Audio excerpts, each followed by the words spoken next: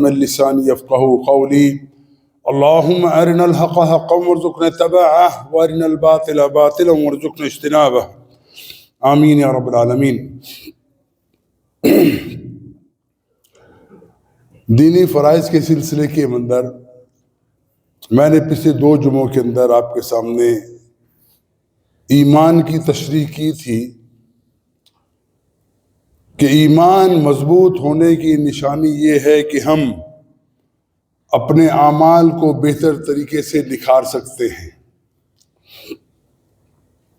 ایمان اگر کمزور ہوگا، ہمارے اعمال کے اندر نکھار پیدا نہیں ہوگا، ہماری عبادات کے اندر ہمیں مزہ نہیں آئے گا، وہ روحانیت اور چاشنی ہم محسوس نہ کریں گے۔ ایمان اگر زبانی ہوگا تو ہمارا دعویٰ بھی صرف زبانی ہوگا۔ ایمان اگر دل کے اندر سرائیت کیے ہوئے ہے، ایمان کی حقانیت سے ہم واقف ہیں، ایمان کی جملہ جو لوازمات ہیں وہ اگر ہم پورے کرتے ہیں تو اس سے ہمارے دل کے اندر گہرائی سے ہم اللہ تعالیٰ کے اور اللہ کے رسول کے احکامات کو ماننے کے لیے دل سے آمادگی سے ہم تیار ہوں گے۔ بدقسمتی سے آج دنیا کے مسلمانوں کی عظیم اکثریت صرف اپنی زبان سے لا الہ الا اللہ کہنے کے اوپر رکی ہوئی ہے۔ ایمان کا دل میں اترنا جو مقصود تھا، مطلوب تھا، جس سے ہماری زندگی کا سارا دار و مدار ہے، ہمارے اعمال کا نکھار ہے، ہمارے اعمال کی سچائی ہے اور اللہ سبحانہ و تعالیٰ کی خوشنودی ہے، وہ بالعموم ہمارے اندر موجود نہیں ہے۔ ہر بندہ اپنے تئیں جتنا وہ سمجھتا ہے، بہتر سمجھتا ہے، اس پر عمل کرتا ہے،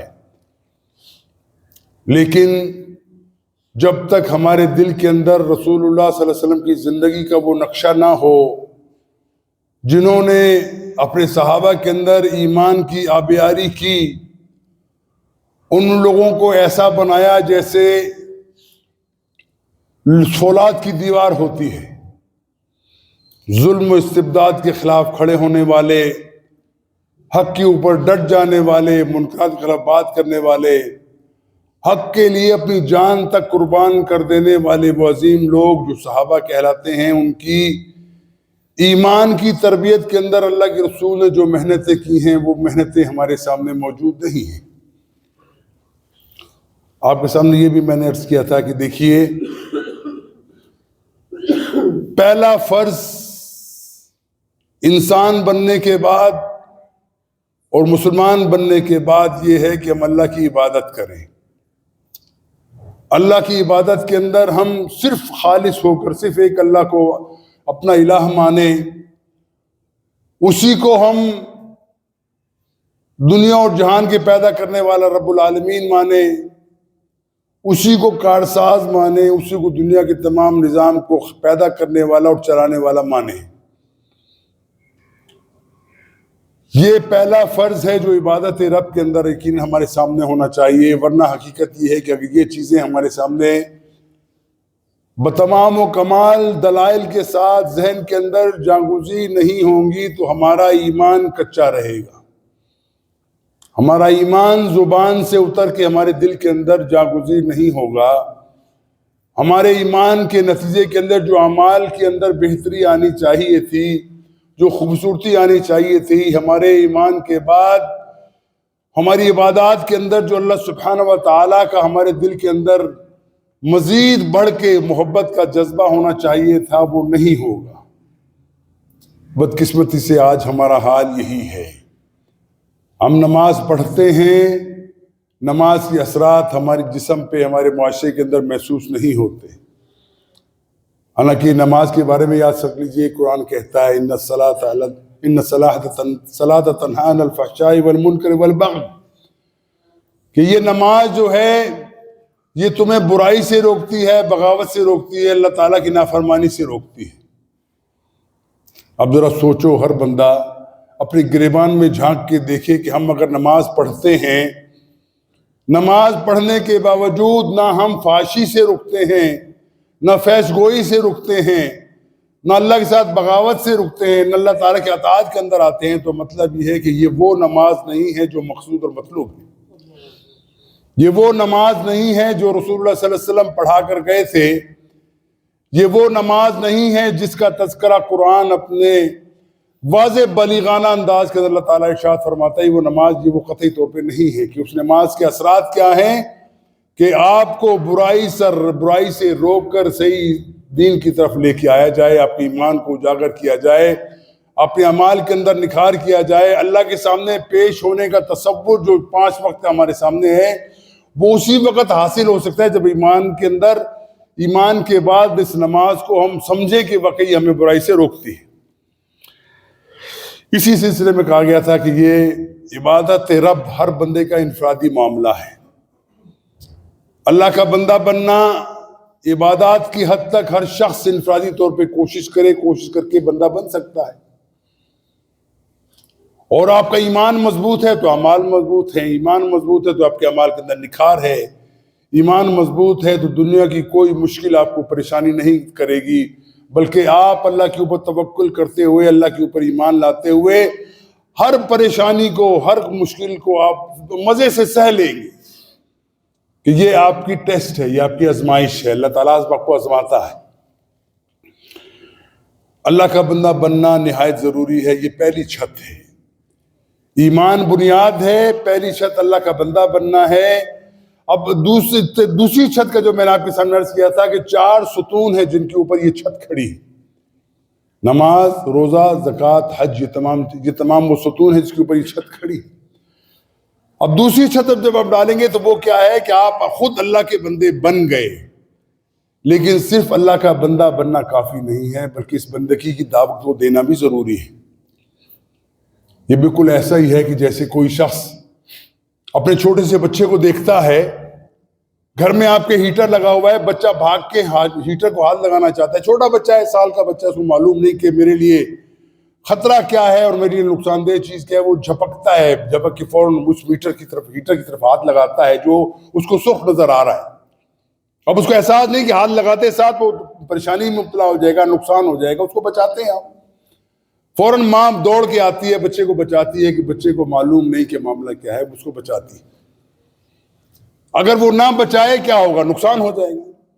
اسی طریقے سے اگر ہم اپنے آپ کو اللہ کا بندہ بناتے ہیں, ہمارے عزیز و اقارب ہیں, ہمارے دوست ہیں, بھائی ہیں, اولاد ہیں, بیویاں ہیں, سب لوگ اگر ان کو ہم نہیں بچاتے برائی کی طرف جانے سے, اس کا مطلب یہ ہے کہ ہم نے عبادت رب کا حق ادا نہیں کیا.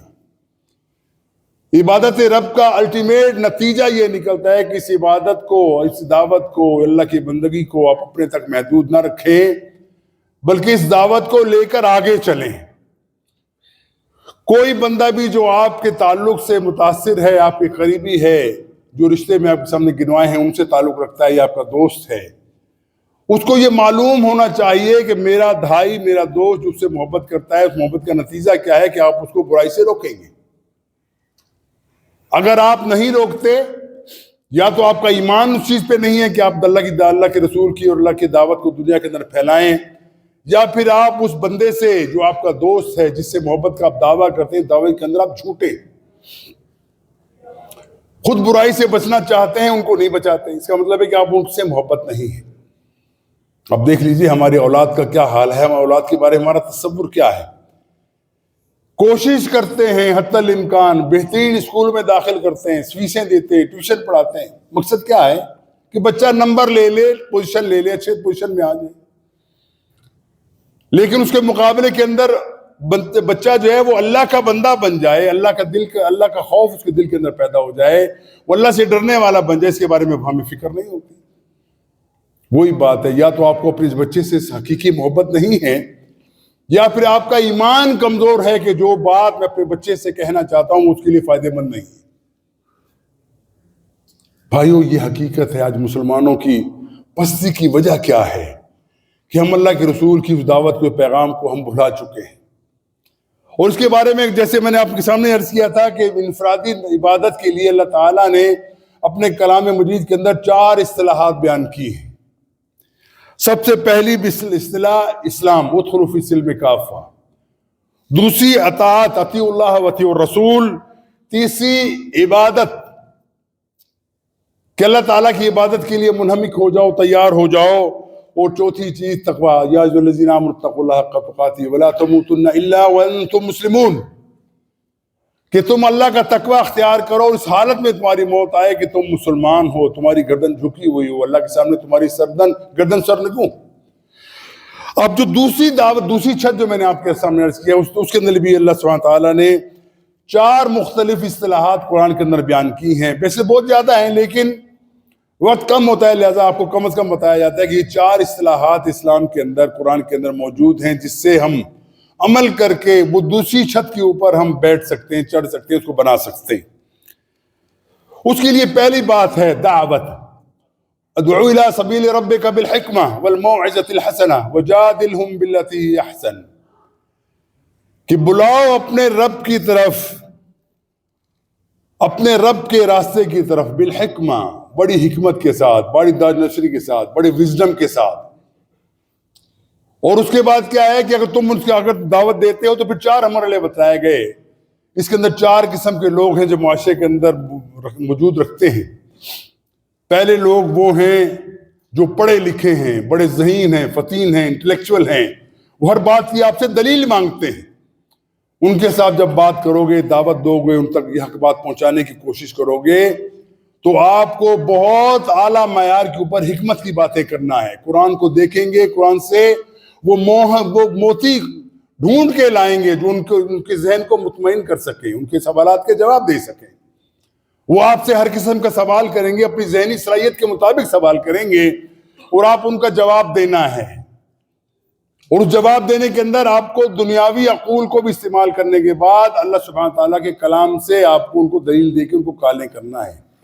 یہ پہلا فلسفہ ہے، یہ پہلی بات ہے، یہ پہلی دعوت کا پہلا مرحلہ ہے کہ آپ نے ان ذہین لوگوں کو دعوت دینی ہے قرآن کے ان بنیادی اصولوں کو سامنے رکھتے ہوئے، ان کے دلائل کے ساتھ، تاکہ وہ مطمئن ہو جائیں کہ واقعی یہ اللہ کا کلام ہے، اور اس کلام کو مجھ تک پہنچانے والا میرا مخلص ہے، مجھ سے محبت کرنے والا ہے، میری آخرت کے بارے میں فکر مند۔ دوسری بات یہ ہے کہ جس وقت آپ یہ دیکھتے ہیں کہ بات نہیں بنتی، واقعی ایسے لوگ دنیا کے اندر موجود ہیں جو زیادہ حکمت کی باتیں نہیں جانتے، بڑی عقل مندی اور دانائی کی باتیں نہیں سمجھ سکتے، ان پڑھ ہیں، ان کو دنیاوی علوم حاصل نہیں ہے، تو اس کے ساتھ آپ دعوت کریں گے موعظہ حسنہ کے ساتھ، اچھی بات کے ساتھ، اخلاق کے ساتھ، اس کو پیار محبت سے سمجھائیں گے آپ۔ اگر بھی آپ کی بات کا انکار کرتا ہے، اس سے پیار محبت آپ نہیں چھوڑیں گے، بلکہ پیار محبت کو مزید سمجھائیں گے کہ بھائی یہ میں جو آپ کو بتا رہا ہوں یہ آپ کے فیصلے، آپ کے حق کی بات ہے، آپ کے فائدے کی بات ہے، میں آپ سے جو بتانا چاہ رہا ہوں میں آپ کا مخلص ہوں۔ دعوت دیں گے موعظہ حسنہ کے ساتھ، اچھی بات کے ساتھ، اچھے طریقے کے ساتھ، اس کو سمجھائیں گے، اس کے دل کے اندر جگہ بنا کے اپنی دعوت، اپنی بات کے اوپر اس کو قائل کرنے کی کوشش کریں گے تاکہ وہ آپ کی بات مان لے۔ اور ایک عظیم اکثریت دنیا کے اندر انہی لوگوں کی ہے جو حکمت نہیں سمجھتے، جو وزڈم نہیں سمجھتے، انٹلیکچوئل کی بات نہیں سمجھتے۔ قرآن کی دانائیوں کو آپ بتائیں گے، وہ اوپر سے ان کو گزر جائے گا، ان کو سمجھ نہیں آئے گی، لہذا ان تک بات کرنا یہی ہے کہ آپ اچھے طریقے سے واعظ کریں، نصیحت کریں، پیار محبت سے ان کو بتائیں، اور اس کی وجہ سے وہ آپ کے اگر جب دوست بن جائیں، آپ کی بات ماننے والے بن جائیں، تو یقین کیجئے کہ وہ آپ کی بات مان کے، آپ کی بات کو مان کے عمل پیرا ہو جائیں گے، ان کو حکمت کی باتیں بات سمجھاتے رہیں۔ اور تیسرے وہ لوگ ہوتے ہیں معاشرے کے اندر جو لوگ ہٹ درم، وہ ہر بات آپ کی ماننے کو تیار نہیں ہیں۔ آپ حکمت کی بات کریں، نہیں مانیں گے، آپ واعظ و نصیحت کریں، پیار محبت سے بات کریں، نہیں مانیں گے۔ ہر معاملے کے اندر وہ نکتہ چینی کرتے ہیں، حق دنیا کے اندر وہ بات نکالتے ہیں، نکتے سے نکتہ نکالتے ہیں، آپ کی بات نہیں مانتے، آپ کا صبح شام ٹیسٹ لینے کی کوشش کرتے ہیں۔ اس کی واضح مثال رسول اکرم صلی اللہ علیہ وسلم کے زمانے کے اندر یہود کی تھی۔ یہود کیا کرتے تھے؟ وہ کوئی بات آتی جو پہلی کتابوں کے اندر مرقوم ہے، وہ لے کے آ جاتے، اللہ کے رسول پوچھتے، یا رسول اللہ بتائیے اس کا مفہوم کیا ہے، یہ قرآن کے اندر تو نہیں ہے آپ کے، اگر آپ سمجھتے ہیں کہ آپ اسی لڑی کی آخری شاخ ہیں، آخری اس کی کنجی ہے جو اللہ سبحانہ تعالیٰ دنیا کے اندر لوگوں کو بھیجا ہے، یہ آخری آپ شاخ وہی ہے، خاتم الرسول ہیں، خاتم النبیین ہیں، اور اس سے پہلے تمام نبیوں اور رسولوں کی دعوت کا تتمہ ہیں، یعنی جو دعوتیں آدم سے لے کر حضرت محمد علیہ السلام تک جو بھی نبی آیا، رسول آیا، تمام کی دعوتوں کا جوہر آپ کے پاس ہے، بتائیے اس معاملے کا حل آپ کے پاس کیا ہے؟ تو رسول اکرم صلی اللہ علیہ وسلم ان کو دعوت کا جواب دیا کرتے، قرآن سے دلائل دیتے، لیکن کہتے یہی کہ میں وہی بتاؤں گا جو مجھے میرا رب بتاتا ہے۔ اور ایک مرتبہ عجیب سی بات ہوئی، وہ یہودیوں نے کچھ کچھ باتیں کی اصحاب صفہ کے بارے میں بات کی گیا، اس کو انہوں نے کچھ اور لوگوں کے بارے میں جو تورات انجیل کے اندر مرقوم تھی بتایا۔ رسول اللہ صلی اللہ علیہ وسلم نے کہہ دیا کہ تم کل آنا، میں تمہیں بتاؤں گا۔ وجہ کیا تھی؟ اللہ کے رسول سمجھتے تھے کہ میں ان سے آج ٹائم لے لیتا ہوں، کل جب آئیں گے میں اللہ تعالیٰ مجھ پر وحی نازل کر دے گا، اور میں ان کو وحی کے نتیجے کے اندر جو حقیقت بیان کی گئی ہے، قرآن کے اندر نہیں ہے، تورات انجیل کے اندر ہے، میں ان کو بتا دوں گا۔ اتفاق ایسا ہوتا ہے، بس اتفاق نہیں، اللہ سبحانہ تعالیٰ کی حکمت ایسی ہے کہ جبرائیل علیہ السلام نہیں آتے، ایک دن نہیں آتے، 2 دن نہیں آتے، 3 دن نہیں آتے، ہفتہ پورا جبرائیل کا آنا نہیں ہوتا۔ اور وہ لوگ بڑے خوش ہیں کہ محمد تم کہتے تھے کہ جواب دو گے، جواب تم نہیں دے سکے، اس کا مطلب ہے کہ تم سچے نبی نہیں ہو۔ رسول اللہ صلی اللہ علیہ وسلم انتہائی غمزدہ ہیں، پریشان ہیں کہ یہ کیا ہو رہا ہے میرے ساتھ۔ پھر وہی آتی ہے، پھر ان سے کہا جاتا ہے رسول جب آپ کسی سے کوئی وعدہ کرتے ہیں، کوئی بات کرتے ہیں، کوئی عہد کرتے ہیں، یہ مت کہیے کہ میں کل یہ کہہ دوں گا، بلکہ کہیے کہ اگر اللہ چاہے گا میں تمہیں جواب دوں گا۔ جب اللہ چاہے گا تو میں تمہیں اس کا جواب دوں گا، جب اللہ مجھے بتائے گا میں جواب دوں گا، اپنی طرف سے کسی سے وعدہ مت کیجیے۔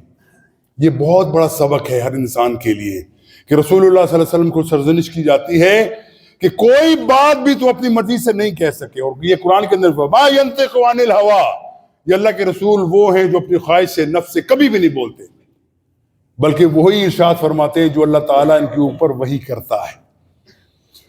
تو یہ میں بتایا کہ یہ دوسرے لوگ ہیں، اور یہ تیسرے لوگ کون سے ہیں؟ جو آپ کی بات تسلی سے نہیں مانتے، ہمیشہ آپ سے آرگومنٹ چاہتے ہیں، اور آدمی کہتے ہیں جدال چاہتے ہیں، لڑائی جھگڑا چاہتے ہیں۔ ان کے ساتھ اسی میسج کے اوپر آپ کو پھر کام کرنا پڑے گا، لیکن یہ پہلا کام ہر بندہ کر سکتا ہے۔ آپ قرآن کا تفصیل نہیں بتا سکتے، حدیث کی تفصیل نہیں بتا سکتے، لیکن آپ اس کو بتا سکتے ہو بھائی اسلام کیا ہے، اسلام کا مطلب کیا ہے، اسلام کے اوپر عمل کرنے کا مطلب کیا ہے، نماز پڑھو، روزہ رکھو، حج رکھو، زکوٰۃ رکھو، اپنے ایمان کی وہ آبداری کے لیے کوشش کرو، اور اپنے آپ کو حرام سے بچاؤ، جھوٹ سے بچاؤ، غیبت سے بچاؤ۔ یہ تمام چھوٹی چھوٹی باتیں آپ بتا کے ان کو قائل کر سکتے ہیں۔ اور دوسرے کے اوپر یہ ہے کہ آپ ان کے ساتھ جدال کریں، وہ جدال وہی کر سکتا ہے جس کو ہم ڈیبیٹ کہتے ہیں یا مناظرہ کہتے ہیں، جس کے پاس واقعی دین کا علم حاصل کرنے کا صلاحیت ہو، اس کے پاس دین کا علم ہو۔ بدقسمتی سے ہمارا حال یہ ہے کہ اس میدان کے اندر بھی ہم خالی ہیں۔ پہلے میدان کے اندر یقیناً ایک بہت بڑی تحریک پوری دنیا کے اندر چل رہی ہے، جس کو تبلیغی جماعت کے نام سے ہم موسوم کرتے ہیں۔ ان کا مطلب کیا ہے؟ وہ دنیا کے اندر کوئی دلیل آپ سے نہیں مانگے، وہ دلیل کے بات نہیں، بھائی ہم تو طالب علم ہیں، خود جاننے، ہم سمجھنے والے نہیں، ہم تو سیکھنے کے لیے گھر سے نکلیں۔ وہ آپ کو بنیادی چیزیں 2-4 بتائیں گے، اس پر عمل پیرا کرنے کی کوشش کریں گے، اور یہ پہلا دعویٰ ہے، اس کے اوپر چلتے ہیں۔ لیکن مسئلہ کیا ہے کہ وہ اس منہج سے آگے نکلنے سے آگے نکلنے کا تصور ان کا نہیں ہے۔ پہلی بات کرتے ہیں کہ اللہ کے بندے بن جاؤ، اور بات بڑی پیاری کرتے ہیں کہ اللہ سے ہونے کا یقین، غیر اللہ سے کچھ نہ ہونے کا یقین ہمارے دلوں میں آ جائے۔ ہماری دنیا اور آخرت کی کامیابی کا مرکز کیا ہے کہ ہم اللہ کے رسول کی بات مان لیں، اللہ کے رسول کے طریقوں پر چلنا شروع ہو جائے۔ یہ ہے ان کی 2 بنیادی باتیں، یہی ہوتی ہیں۔ لیکن کیونکہ ان کے ساتھ علماء کا وہ معاملہ نہیں ہوتا، ان کے ابھی لوگ، اپنے گروپ کے لوگ کہتے ہیں کہ لوگوں کو اس طریقے سے چلانا نہیں چاہیے۔ ان کو حقیقت سے ہر بندے جو دعوت کا کام کرتا ہے اس کے بعد تھوڑا بہت علم ضرور ہونا چاہیے کہ وہ کیا بیان کرنا چاہ رہا ہے۔ اور دوسری بات یہ ہے کہ یہ دعوت جو ہے یہ کس چیز کی دعوت ہے؟ یہ حدیث کی دعوت ہے، قرآن کی دعوت ہے، اللہ کے رسول کے فرامین کی دعوت ہے۔ اس دعوت کو اسی طریقے سے کرنا چاہیے جس طریقے سے اللہ کے رسول ہمیں بتلا کر گئے ہیں، لیکن وہ یہیں پہ رکے رہتے ہیں، ساری زندگی کام کرتے رہیں گے، کوئی بندہ اس سے اگلا سٹیج ان کا آتا ہی نہیں۔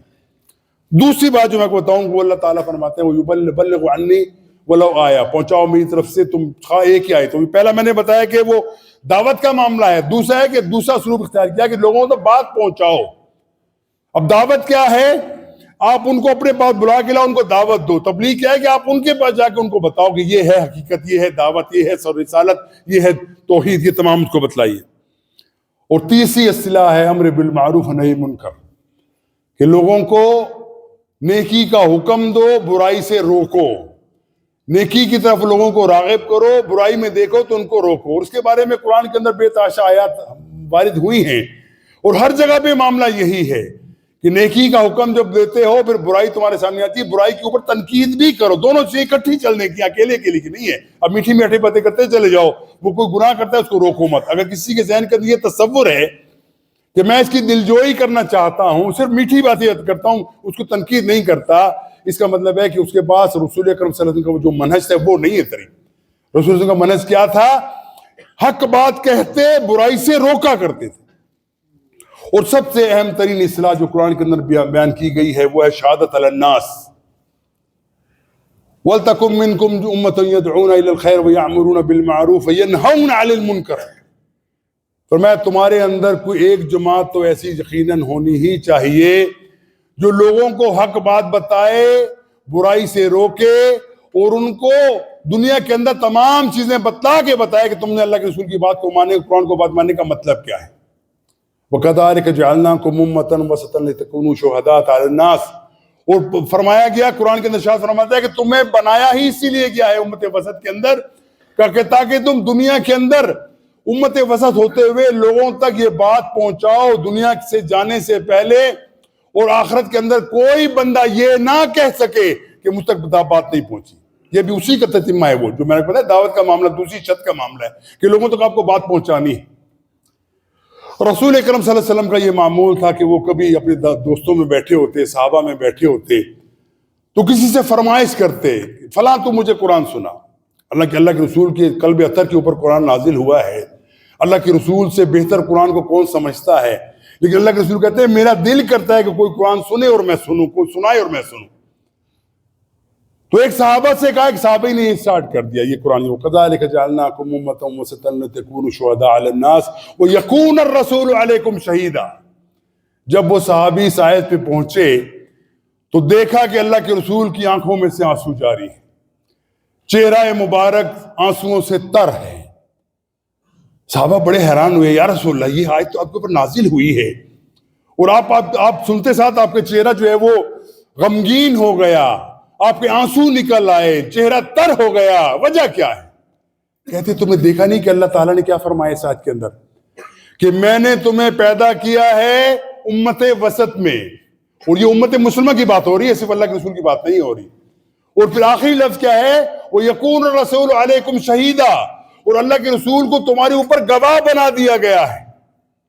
کہتے لوگوں یہ جان لو گواہی کس چیز کی؟ قیامت والے دن مجھ سے پوچھا جائے گا کہ تم نے اپنی امت کو تمام باتیں جو تمہارے اوپر نازل کی گئی تھی تم نے بتائی ہیں؟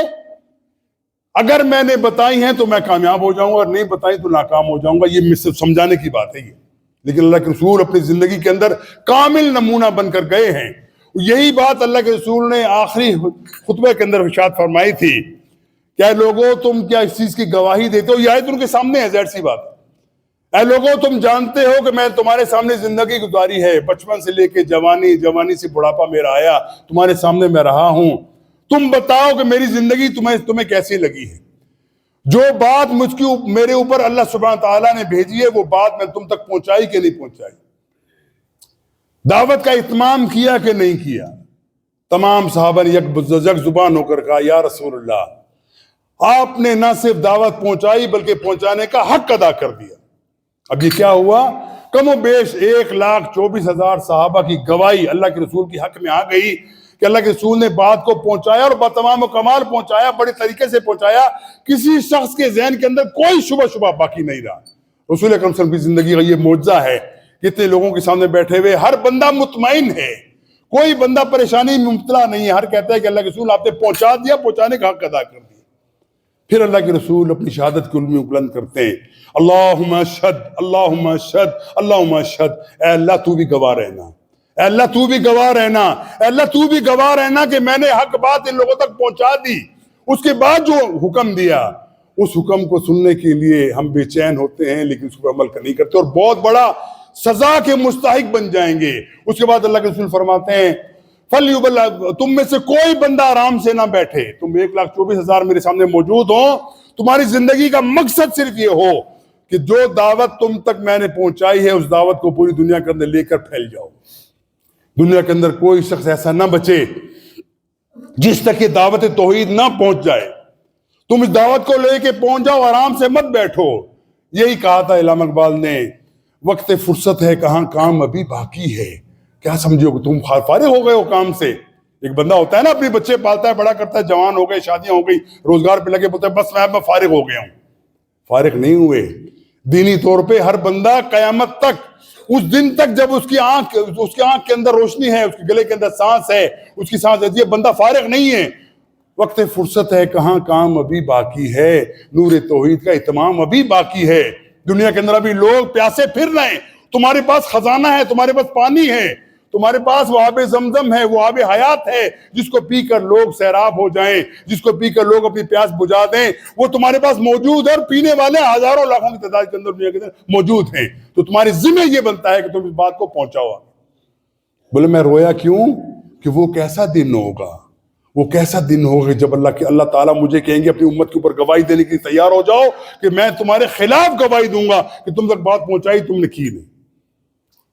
وہ دوسرا مطلوب مقصود کون تھا جس سے اللہ کے رسول مخاطب ہیں؟ وہ میں اور آپ ہیں۔ اپنے صحابہ کے بارے میں نہیں کہا انہوں نے کہ میں تمہارے خلاف گواہی دے کے پریشان ہو جاؤں گا، وہ تمام امت مسلمہ قیامت آنے کے لیے ہر کے خلاف وہ ہماری گواہی اللہ کے رسول کی جاتی ہے کہ تم تک بات پہنچائی تھی، تم نے اس کو نہ خود عمل کیا نہ لوگوں کو پہنچایا۔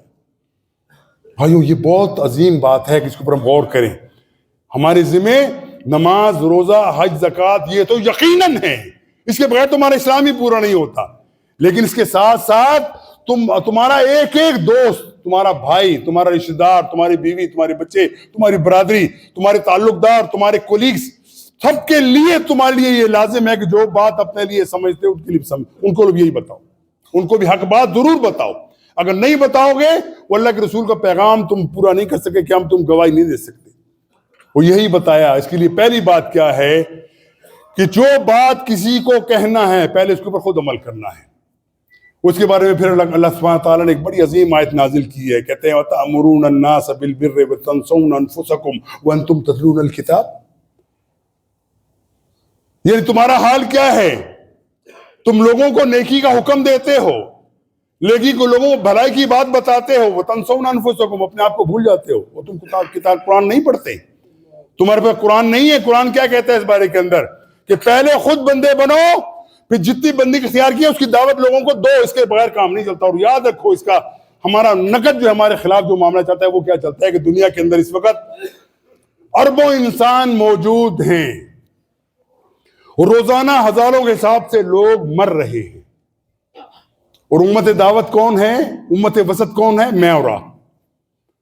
جو بندہ مر رہا ہے، اللہ کے پاس پہنچ رہا ہے، اسے اللہ پوچھے گا۔ میں مثال دیتا ہوں تاکہ ہمیں سمجھ آئے کہ معاملہ کتنا گمبھیر ہے، یہ کتنی اہمیت کا حامل ہے۔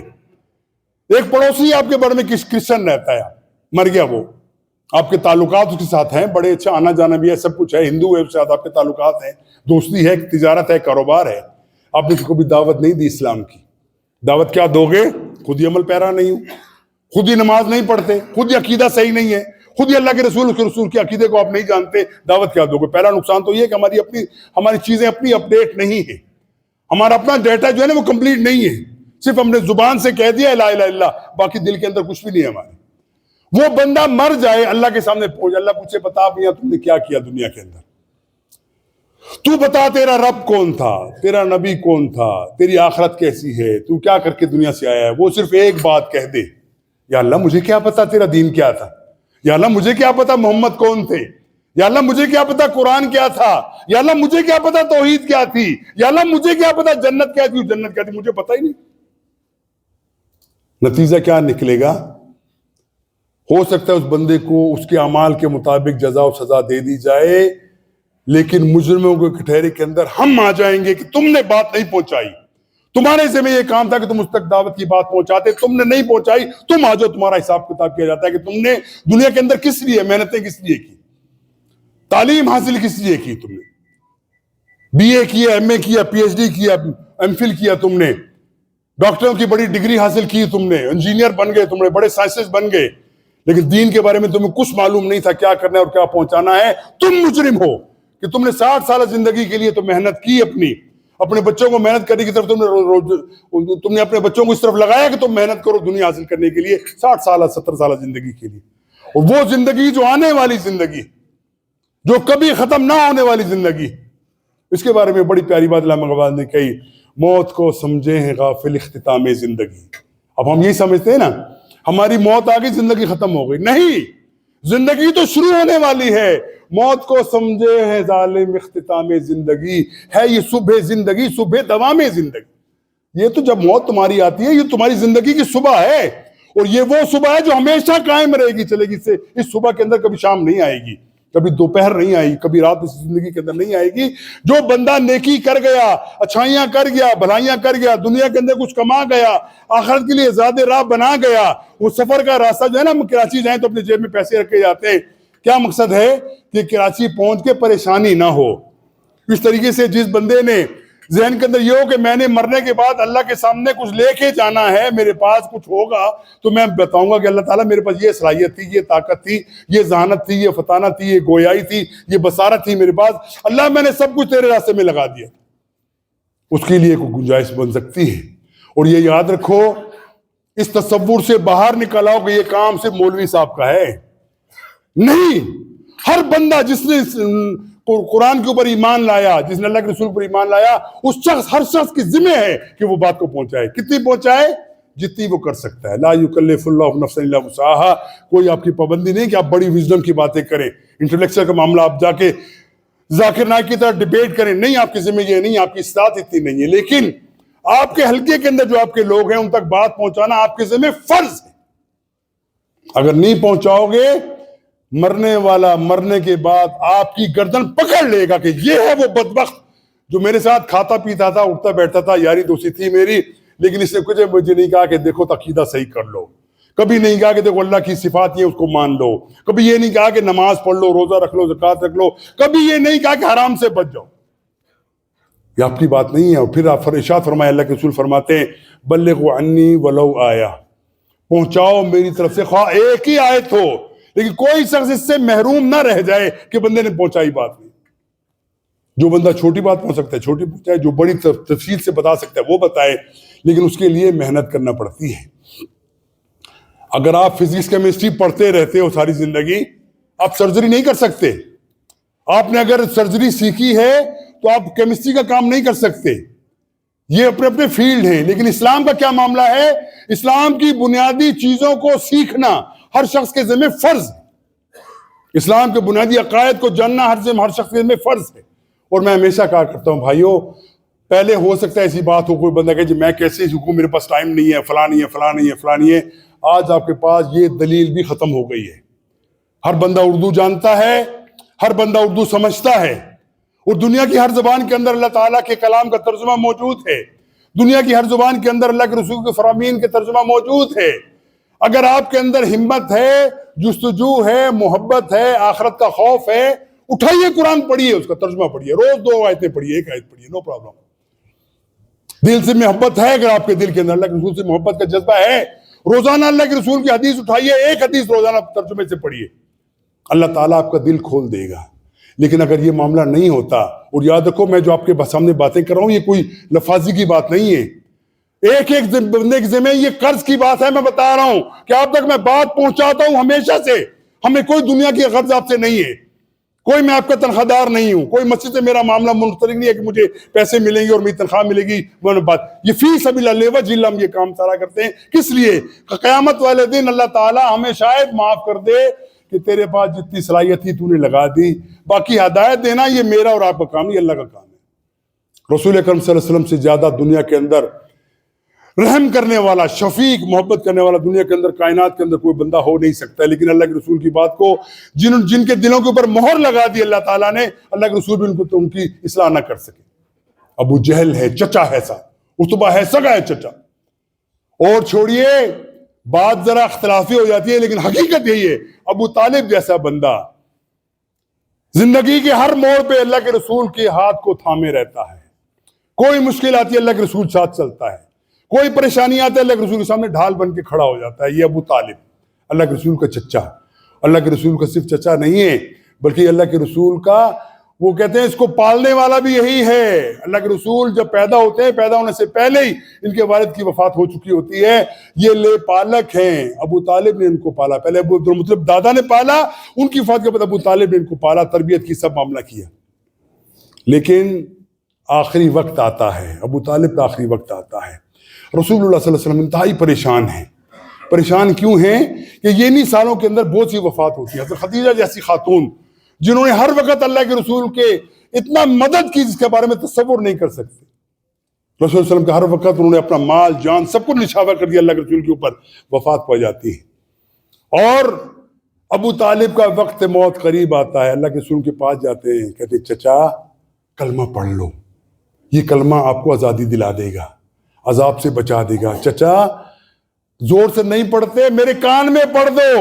یہ عصبیت ہے ان کی کہ میں قریش کا سردار ہوں, میں کیسے مان لوں, میں اپنے بھتیجے کی بات مان لوں, کلمہ پڑھ لوں, نہیں پڑھتا. رسول اکرم صلی اللہ علیہ وسلم کوئی منتیں کرتے ہیں, چچا میرے کان میں پڑھ دو, میں قیامت تک گواہی دوں گا کہ میری چچا نے کلمہ پڑھا تھا. ابو طالب کہتا ہے کہ نہیں, میں اپنے باپ باپ کے دین کے اوپر موت ماری آئے, میں وہی قبول کرتا ہوں. اور رسول اکرم صلی اللہ علیہ وسلم فرماتے ہیں کہ یہ میرا چچا وہ ہے جس نے میرے ساتھ تعاون کیا, میری مدد کی. اب ان کو قیامت والے دن سزا ضرور, کیونکہ وہ مسلمان نہیں ہوئے. اللہ کے رسول فرماتے ہیں کہ ان کو ایسی جوتیاں دو پہنائی جائیں گی, آگ کی جوتیاں ہوں گی, جس سے ان کا دماغ یوں کھولے گا جیسے ہنڈیاں کھولتی ہے. اور یہ سب سے کم ترین سزا ہے یہ ابو طالب کی. تو بھائیو یہ بات کی ہے کہ ہم خالی چھوڑ دیں, مولوی صاحب جو بتائیں گے بات دیں, ہم نے صرف نماز پڑھ کے کھسک جانا ہے یہاں سے. بھائی ہر بندہ اپنے ذمہ لگا دے. آپ اپنے آفس میں رہتے ہیں نا, کہیں یہ دفتر میں رہتے ہیں آپ, یا کسی آپ دکان میں آپ کام کرتے ہیں, آپ کے ساتھ کولیگس ہیں, آپ کے دوست ہیں, ساتھ دوست ہیں, اپنے آپ کے بچے ہیں, بھائی ہیں, بیوی ہے, اور تمام آپ کے رشتہ دار ہیں جو غافل ہیں. اللہ نے آپ کو اگر یہ عقل دے دی, آپ کو سمجھ دے دی کہ میں نے خود عمل پیرا ہونا ہے, تو یہ بات ان تک پہنچاؤ گے تو کام چلے گا, ورنہ کام نہیں چلتا. قیامت والے دن گردن پکڑی جائے گی. اتنے لوگ جو دنیا سے جا رہے ہیں سب پکڑیں گے, سب کہیں گے ہمیں کوئی معلوم نہیں تمہارا دین کیا تھا, یہ خائن بن کے سانپ بن کے خزانے پہ بیٹھے تھے, ہمیں بات نہیں پہنچائی انہوں نے. بھائی یہ بات فکر کی ہے, یہ ہمارا کوئی آپ سے دنیاوی مقصد نہیں ہے. ہم چاہتے ہیں کہ ہر بندہ قیامت والے دن سرخرو ہو جائے. مسلمان جب پیش ہو اس کے سر کے اوپر کامیابی کا تاج سجا دیا جائے. ایسا نہ ہو کہ مسلمان ہو اور جب اس کا حساب کتاب ہو پتہ چلے کہ سب سے بڑا بدبخت یہی تھا اور اللہ کے عذاب کا مستحق ٹھہرا. یاد رکھو, یہ عقیدے کی بات سمجھ لو, ہم انکار نہیں کرتے. جس شخص نے کلمہ پڑھا اللہ تعالیٰ اس کو جنت میں ضرور داخل کرے گا, لیکن کب؟ کلمے کے اندر شرک نہ کیا, یہ شرط یاد رکھیں. کلمہ پڑھنے کے بعد اللہ کے ساتھ شرک نہ کیا, اللہ تعالیٰ آپ کو اپنے گناہوں کا جتنے آپ نے گناہ کیے حساب کیا, اللہ بخشے تو بخش دے, اس کی ساورنٹی ہے, وہ چاہے جو چاہے, وہ احکم الحاکمین ہے. لیکن اگر وہ بخشتا نہیں تو آپ کے گناہوں کی سزا آپ کو دے گا. پھر جب گناہوں کی سزا پوری گزار لیں گے, وہ پیریڈ جو سزا کا ہے, آپ کو جنت میں داخل کر دے گا. لیکن اگر آپ شرک کے اندر مبتلا ہوئے, آپ کی موت ایسے آئی کہ آپ کی حالت شرک کے اندر آپ کا معاملہ ہوا, تو اللہ آپ کو کبھی معاف نہیں کرے گا. اور دوسری بات, یہ اللہ کے حقوق ہیں. اور ایک اور بات ہے جس کو اللہ تعالیٰ بھی کہتا ہے کہ تم خود سنبھالو گے یہ معاملہ, میرے ذمہ یہ کام مت لگانا. دنیا کے اندر جس کے ساتھ ظلم کر کے آئے ہو, دنیا کے ساتھ جس کے ساتھ زیادتی کر کے آئے ہو, جس کا مال کھا کے آئے ہو, جس کے ساتھ زیادتی چغلی اور معاملہ دل دکھا کے آئے ہو, دنیا کے اندر حساب وہیں پورا کر کے آنا. یہاں آؤ گے تو میرے پاس کوئی حل نہیں ہے کہ میں تمہارا اس کا حساب کروانا شروع کر دوں, اس کے لیے کوئی روح رعایت نہیں برتی جائے گی. یاد رکھنا, یہ ہیں حقوق العباد, لوگوں کے حقوق, خاندان کے حقوق, بچوں کے حقوق, خولدہ بیوی کے حقوق, رشتہ داروں کے حقوق, اپنی دوستی یاری کے حقوق, کاروبار کے حقوق. یہ تمام حقوق دنیا کے اندر آپ کو پورا کرنا انتہائی ضروری ہے, لازم ہے. اگر یہ نہیں کرو گے تو قیامت والے دن تمہاری بخشش اللہ تعالیٰ نہیں کرے گا جب تک یہ حساب کلیئر نہ کر دو. بات لمبی ہو جائے گی, ٹائم بھی ہو گیا ہے, لیکن حقیقت یہی ہے, ہمارے دل میں اگر یہ تمنا پیدا ہو جائے کہ ہمیں اللہ کے سامنے پیش ہونا ہے اور ایک ایک چیز کا حساب دینا ہے, تو سوچو نا, جب ہم کسی ہمارا کوئی مقابلے کا پروگرام ہوتا ہے, مقابلے کا جب لوگ جاتے ہیں اس کے اندر سروسز کے اندر, کتنی محنت کرتے ہیں, مشورے کرتے ہیں بڑے بڑے انٹلیکچوئل سے جا کے, جی بتاؤ مجھے کیا کرنا چاہیے, کیا سوال ہوگا, کیا جواب کر سکتا ہوں. مقصد کیا ہے کہ وہ جو ٹیسٹ جو میں نے آنے وہ DMG میں نے لینا ہے نا, گریڈ, اس کے اندر میں پکا ہو جاؤں. محنت کرتا ہے, لیکن کیا عجیب بات ہے کہ وہ زندگی جو پڑی ہے, لمبی سے لمبی زندگی ہے, یا تو اللہ تعالیٰ کے فضل و کرم سے ایسی زندگی ہے کہ ساری زندگی جنت کے اندر گھومو پھرو, موجیں کرو, یا پھر وہ زندگی ہے کہ جہنم کے اندر ڈال دیے جاؤ, اس کے بارے میں کوئی فکر نہیں, کوئی پرواہ نہیں, زندگی کو پرواہ نہیں کہ ہم نے کیا کرنا ہے. سنتے ہیں یہاں سے اور یہاں سے نکال دیتے ہیں. یہ حقیقت ہے, ہمارا سب کا معاملہ یہی ہے. بھائیو ایسا نہ کرو, ایسا نہ کرو. اللہ تعالیٰ کے عدل کے اندر کوئی چیز نہیں ٹھہر سکتی, کوئی اس کو بڑائی بات نہیں ہے. اور میں ہمیشہ کہا کرتا ہوں بھائیو, یہ مت سمجھو کہ میں بڑے اوپر برادری کا ہوں, بڑے اونچے خاندان کا ہوں, بڑے اس کا ہوں. اللہ تعالیٰ کے ذمہ کوئی کچھ بھی نہیں ہے. تمہارے اعمال درست ہیں تو سب کچھ ہے، اعمال درست نہیں ہے تو کچھ بھی ہے تمہارے پاس. اور آخری بات، حضرت فاطمہ رضی اللہ تعالی عنہا اللہ کے رسول کے جگر کا ٹکڑا، اللہ کے رسول سے اتنی شدید محبت کرتے ہیں کہ فاطمہ آتی ہیں، اللہ کے رسول کھڑے ہو جاتے ہیں، اپنی بیٹی کے ماتھے پہ پیشانی پہ بوسہ دیتے ہیں، اپنی چادر بچھا کے اس پہ بٹھاتے ہیں. اتنی محبت کون کرتا ہے؟ کرتا ہے، یقین کرتے ہیں، لیکن اللہ کے رسول نے تو مثال قائم کر دی کہ اپنی بیٹی سے اتنی محبت ہے، شدید محبت. لیکن جہاں پہ آ جائے رسول کی بات، کہتے ہیں فاطمہ اگر تو رسول کی بیٹی ہے، اس گھمنڈ میں مت رہنا کہ اللہ کے رسول کی بیٹی ہے، قیامت دن تو چھوٹ جائے گی میری وجہ سے، اگر تو نے بھی کوئی گناہ کیا تو سزا ملے گی، اس سے کوئی مفر نہیں. تو بھائی ہم کس کھیت کی مولی ہیں؟ ہم کیا کریں؟ ہم مسلمان ہیں جی، انشاءاللہ کلمہ پڑھا ہے، جنت میں ہمارے جانا ہی جانا ہے. یہ کلمے کے اوپر عمل کرنا، اس کو عمل کے اوپر ایمان پکا لانا یہ بھی لازم ہے. اگر اس کے اوپر ایمان پکا نہیں لاؤ گے، کلمہ تمہیں بھروسہ نہیں دے گا. دنیا کے اندر تمہارا نام مسلمان لکھا جائے گا، ریلیجن کے اندر وہ اسلام ہے جی، ہی از مسلم، لیکن قیامت والے دن یہ اسلام قابل قبول نہیں ہے. وہ اسلام قابل قبول ہوگا تمہارے دل میں اترا ہوا ہے، جس کے نتیجے کے اندر تمہارے اعمال درست ہوتے ہیں، تمہاری زندگی چلتی پھرتی نظر آتی ہے کہ مسلمان بنتا جا رہا ہے. ہمارا آج کل کیا ہے؟ دیکھو نا، بازار جاؤ، مارکیٹ میں بیٹھو، ایک ہندو کی دکان ہے، ایک مسلمان کی دکان ہے، دونوں بے ایمان ہیں. ہو سکتا ہے ہندو کم بے ایمان ہو، یہ مسلمان زیادہ بے ایمان ہوگا.